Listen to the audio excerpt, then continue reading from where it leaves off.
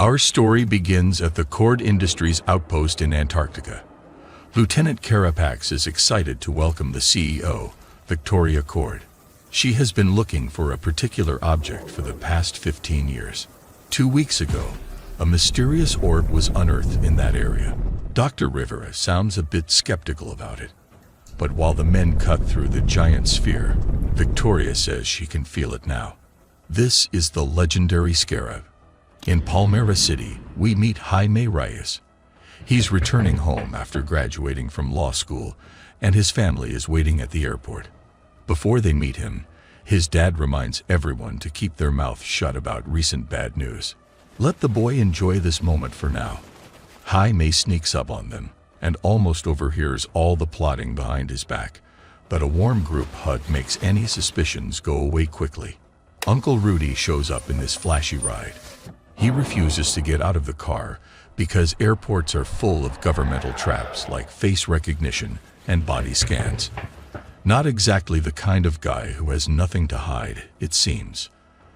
They take Jaime to have the tacos he missed so much. Everyone is still trying hard to keep their secret, except for his sister, Milagro. She lets him have one bit before blurting out that they are about to be homeless. Their landlord tripled the rent and gave them 3 months to pay up or get out. As Jaime tries to come up with solutions, he begins to realize this is not exactly recent.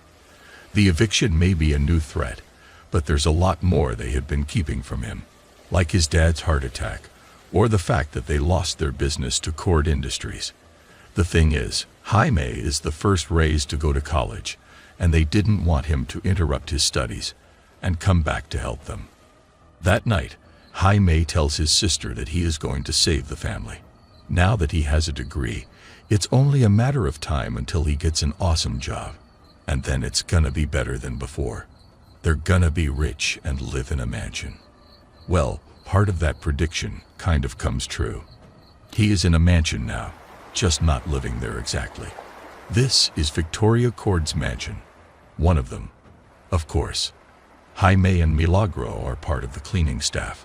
Jaime has learned the hard way that awesome jobs require experience in equally awesome firms. Inside the mansion, Victoria is also facing a problem, and her name is Jenny. She is Victoria's niece. Jenny plays the TV commercial narrated by Victoria herself. It presents the one-man Army Corps. Just like the name says, it turns a single man into the equivalent of a battalion. The high-tech abomination connects directly to the soldier's brain.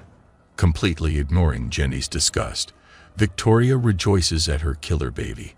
At the same time, Milagro decides she deserves to use the good bathroom for a change. Jaime is in charge of keeping watch, but he is more focused on eavesdropping on the family drama. Jenny is saying that Cord Industries shouldn't be making weapons anymore, and that her father would never approve this. Ted is Victoria's brother and the former CEO. At the mention of his name, Victoria loses her temper. She says Ted almost destroyed the company that she built and then vanished into thin air. This is her company now. There is nothing little Jenny can do about that. A very loud sound interrupts the discussion. It's the sound of Milagro flushing her job down the toilet, and she is taking her brother with her too. Feeling bad about it, Jenny tells Jaime to meet at Cord Tower later. She'll try to get him another job in the company. Milagro begins to mock him as soon as the rich girl leaves. She compares their dynamics to Maria del Barro and her sugar daddy. Cord Tower is an extravagant spectacle in bad taste and bad manners. Front desk lady finds it hard to believe that Jaime has an appointment with Jenny Cord, and it might not be a good time, actually. Jenny is stealing Dr. Rivera's key card to get access to the lab. A majestic beetle is connected to a bunch of devices. Jenny doesn't think twice before putting that in a greasy box. When Rivera reunites with his dinner, his joy quickly turns into terror. The scarab is gone. As he sounds the alarm, Jaime spots his rich savior coming down the elevator. And this is where we see how much he sucks at job hunting. Someone should tell him that the hunting is not that literal. Jenny is very annoyed at his level of despair, but when he vows to do anything to be of service, that gives her an idea. She gives him the greasy box and tells him to guard it with his life. She also tells him not to open that under any circumstances. You know what's gonna happen now. He takes the box home, and everyone says he should open it. They're a bit disappointed at the giant bug, but Jaime's hysterical fear of the new boss is totally worth it. They begin to throw the scarab at each other like a ball. The moment the thing lands on Jaime's palm, it begins to glow and move. The family pauses to admire that outlandish marvel until the bug decides to go for his face. Uncle Rudy tries to help, only to get fried by a mighty lightning bolt. Jaime's transformation begins, and it's not anything like the TV commercial. It's a terrifying process. But once it's over, he looks like a blue version of Spider-Man. A robotic voice begins to spit a bunch of commands and warnings before the suit takes off with the boy inside it. Apparently, this is a system check and a thorough one. The suit puts him through all kinds of dreadful situations just to make sure they're ready for anything. Also because it's so fun. When he finally gets back home, the exoskeleton is gone, but the scarab is still attached to his back. So he decides to go back to Cord Tower and demand some answers. To his surprise, Jenny is also in trouble. Victoria's goons are after her now, trying to retrieve the artifact. At the Reyes dining table, Jenny tries to explain the situation. The scarab is a sentient weapon and it chooses its own host. That's all very flattering, but Jaime is more interested in how to get it out now. Sadly, Jenny can't help him. The scarab belonged to her father, but no one knows where he is since her mother died. Their best lead now is Ted's secret library, but they'll need to break into Cord Tower to get the key. And that's when Uncle Rudy's paranoia comes in handy. He is proud to present them El Chapulino. It's a machine that he built himself to mess with security systems. Jenny and Jaime make it into the tower and grab the Ted watch that belonged to her dad, while the security guards call Lieutenant Carapax and tell him the system is getting jammed. But when he gets there, the scarab won't let him hurt Jaime. Carapax has no choice but to activate the OMAC.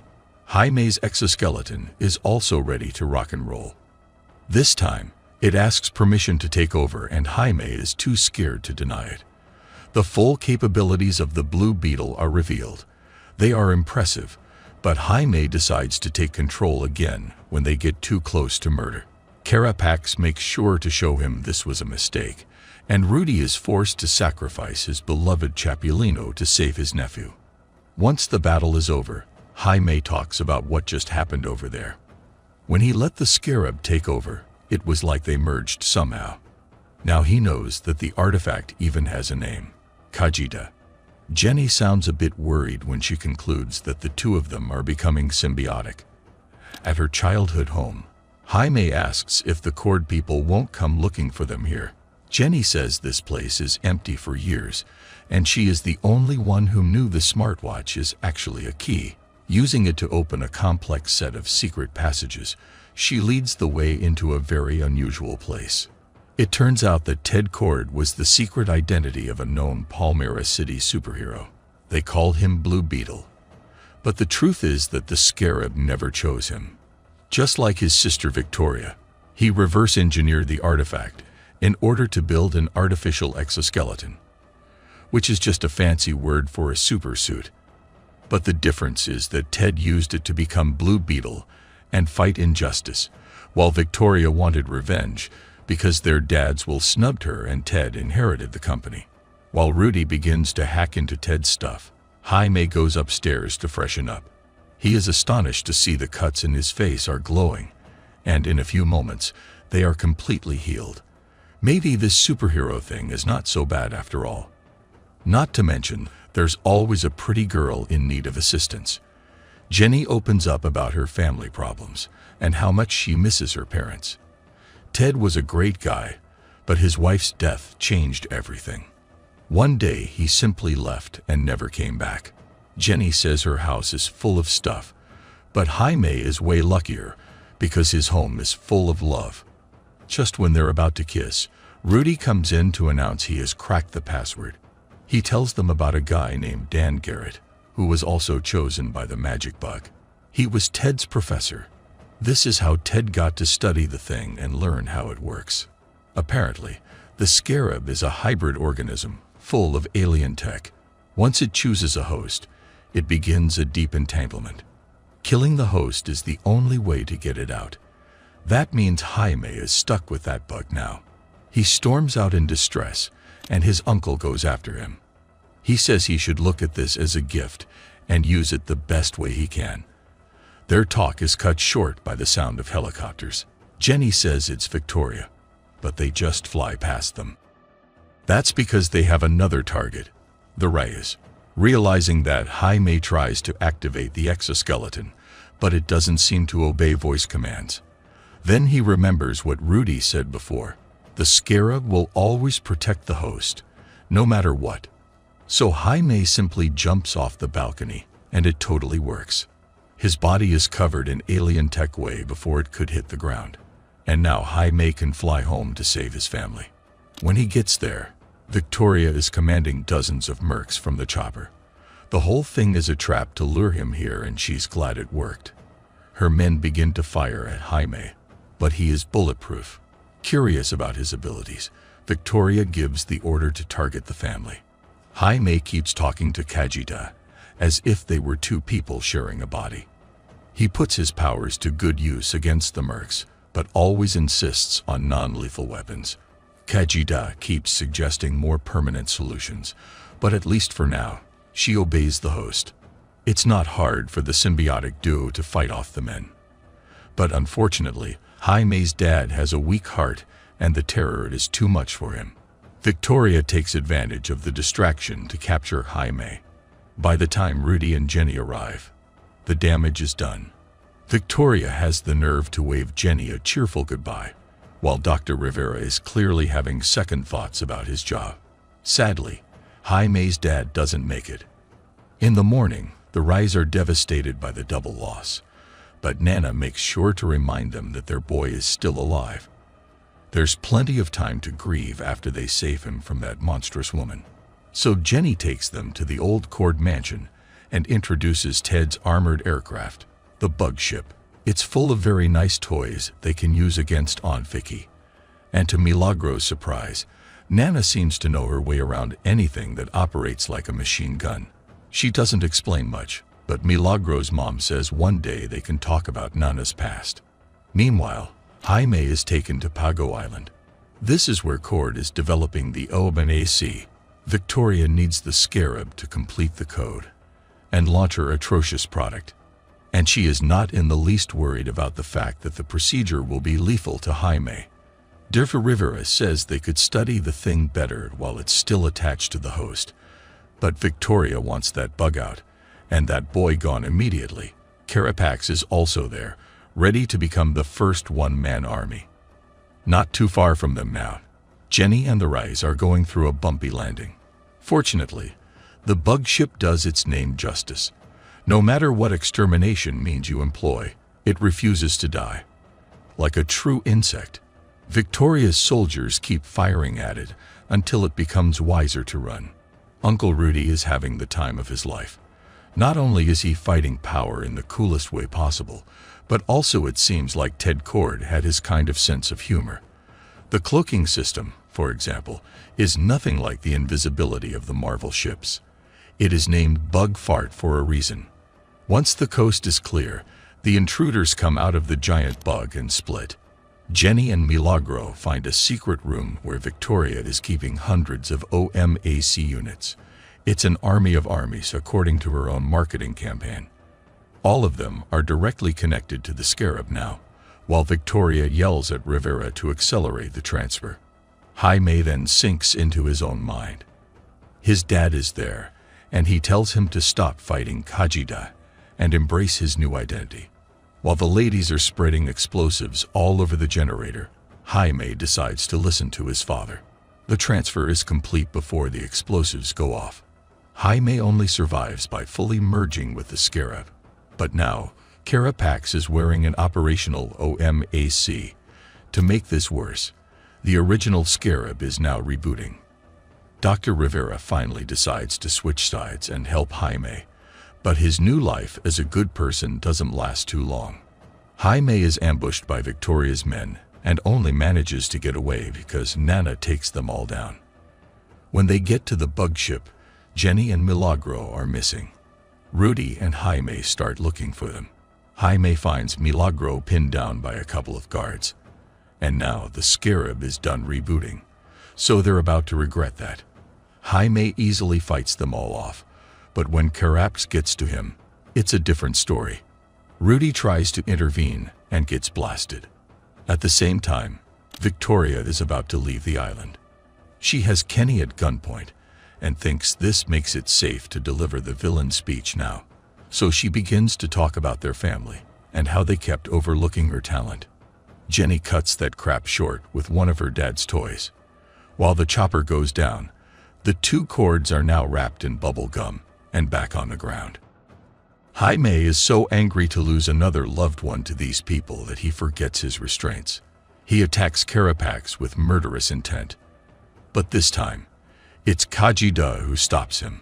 Since they were fully merged, she has developed stuff like empathy and compassion. She also got to know her host better and finally understands what he meant when he kept saying he is not a killer. And besides that, she also peeked into Carapax during the upload.